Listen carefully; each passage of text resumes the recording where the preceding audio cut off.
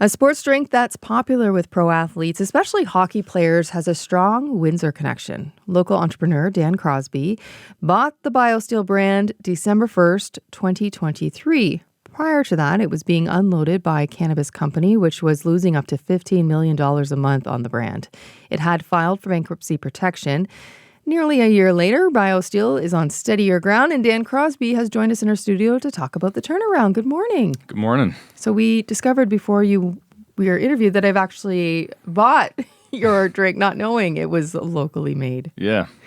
What first interested you in BioSteel?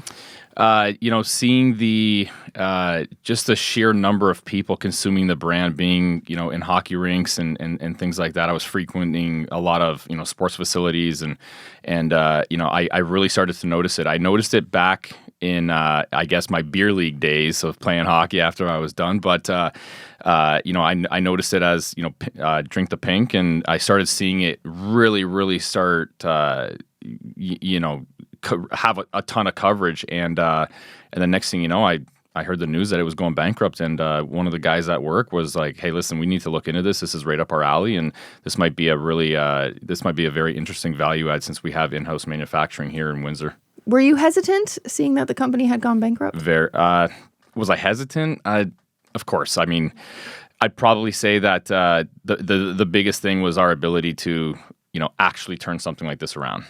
What's the bidding process like in something like that? Yeah, you almost have to go through an interview process. So, the investment bank that's soliciting the sale has to, I guess, qualify the new potential buyer before, actually making the sale, because they want to make sure that, it's, the person that's buying the brand, they want to make sure that they're going to have a successful turnaround. And then you buy the company. How do you approach something like this? How do you decide what you're going to change, how you're going to brand it, just to make sure that it doesn't flop again?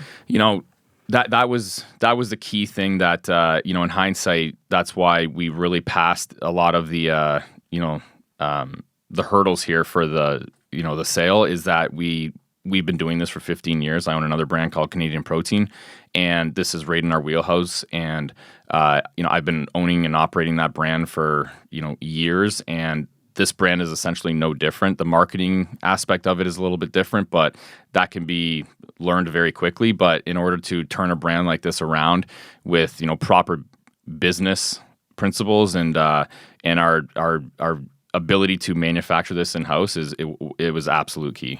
You've touched on it a bit, but I'm just wondering if you can expand how the manufacturing of the product has changed. It hasn't changed at all. The product isn't different whatsoever. We don't plan on changing the product.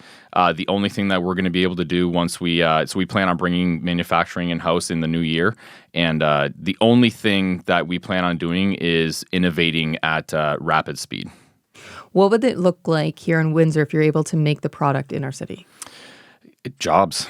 How many jobs? It's hard to say at this point. But I mean, it'll be dozens of jobs. It's a big brand. It's got a big footprint still, especially in Canada. We're expanding into the States. It was relatively large in the States, but it wasn't doing very well in the States.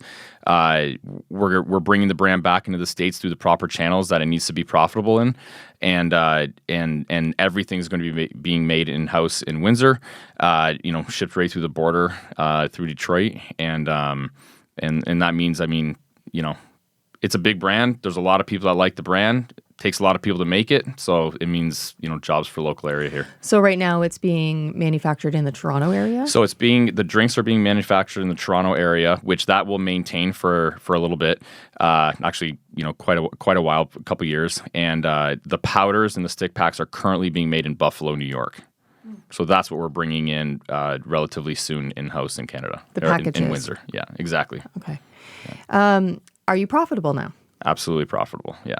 So what does that look like? In terms of, what are we talking about, numbers? Yeah, give me some numbers. So we're doing about half of the amount that BioSteel was doing at its height. So BioSteel was on target to do roughly, I would want to say maybe $150 million at its height. It was on target to do.